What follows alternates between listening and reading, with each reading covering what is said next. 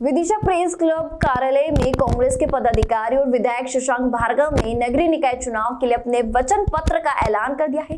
करीब 27 बिंदुओं को लेकर शहर के विकास के इस वचन पत्र में कई महत्वपूर्ण बातें भी बताई गई है, जिनमें जल कर दी दरों को वापस लिए जाए, संपत्ति कर को वापस किए जाए, साथ ही साथ सीवेज कनेक्शन की राशि कम की जाए, दुकानों को किराए को कम करने सहित कई अन्य बिंदुएं भी शामिल की गई हैं। इस दौरान कांग्रेस के विधायक और कांग्रेस के कार्यकर्ताओं ने भाजपा के प्रत्याशियों और कार्यकर्ताओं पर धमकाने, नाम वापस लेने, नाम वापसी के लिए एक मोटी रकम देने के आरोप भी लगाए हैं। वार्ड नंबर 36 के कांग्रेस पार्षद प्रत्याशी को 5 लाख से लेकर 30 लाख तक का ऑफर नाम वापस लेने के लिए आया था। विधायक ने भी इन गंभीर आरोपों पर अपनी मोहर लगाई। हालांकि उन्होंने भाजपा के किसी नेता या पदाधिकारी या फिर पार्षद प्रत्याशी का नाम सामने नहीं रखा।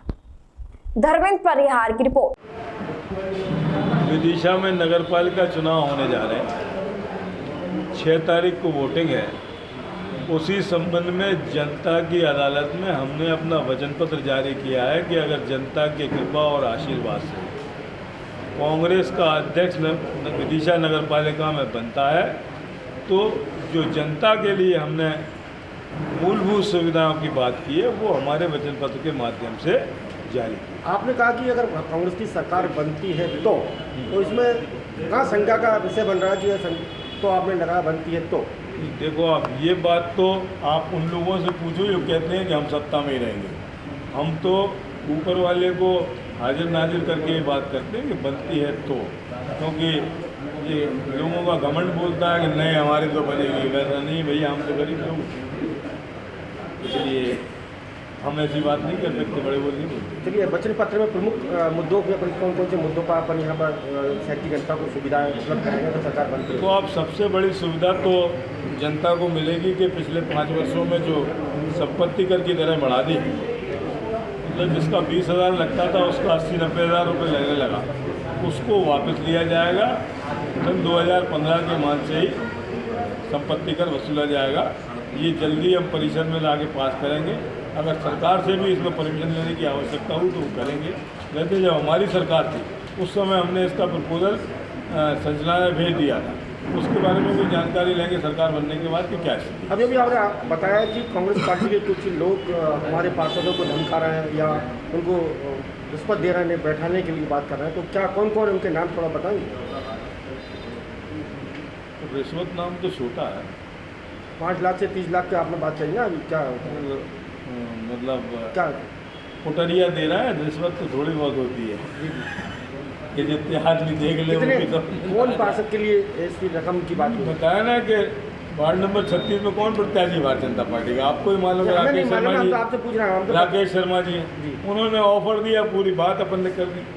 और कौन कौन से ऑफर आए और कौन कौन के पास ऑफर पहुँचे? धमकियाँ बहुत आ रही हैं हमारे प्रत्याशियों को और हमारे कार्यकर्ताओं। किस तरह की धमकी आ रही है?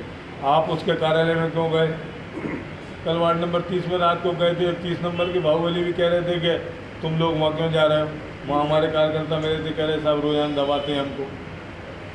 जैसे कौन कौन से वार्ड है जिनमें धमकियाँ मिल रही कांग्रेस के प्रत्याशियों को? Ward number 7, ward number 25, ward number 36, ward number 35 में भी यही मामला है। मेरा नाम महेंद्र वारके है और मैं वार्ड नंबर 36 की प्रत्याशी श्रीमती रिंकू महेंद्र वारके का हस्बैंड हूँ।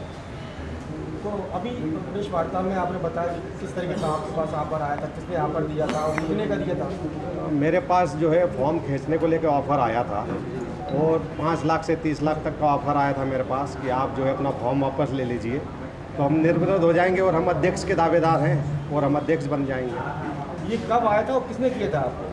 ये 21 और 22 तारीख को आया था।